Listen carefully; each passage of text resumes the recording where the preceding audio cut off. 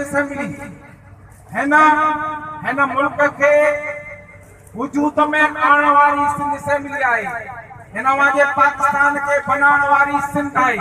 हिन पाकिस्तान जो खालिक असांजो साईं रहबर जीएम सैयद है।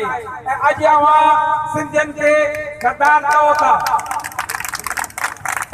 रहबर सिंध जीएम सैयद अगर सिंधी असेंबली में या करारदाद न पेश करे तो तव्हांजो ही मुल्क वजूद में न अचे अज असांजी ॿोली खां तव्हां नफ़रत कयो था। असां तव्हांखे जीअं में जायूं ॾींदासीं। असां तव्हांखे जो महिमानियूं कयूंसीं।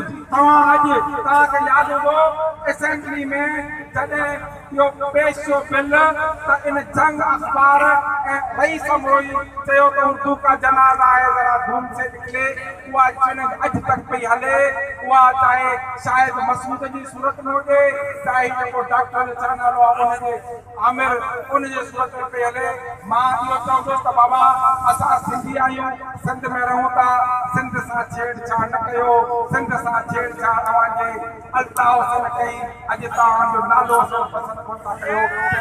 सिंध हज़ारनि सालनि खां क़ाइमु आहे।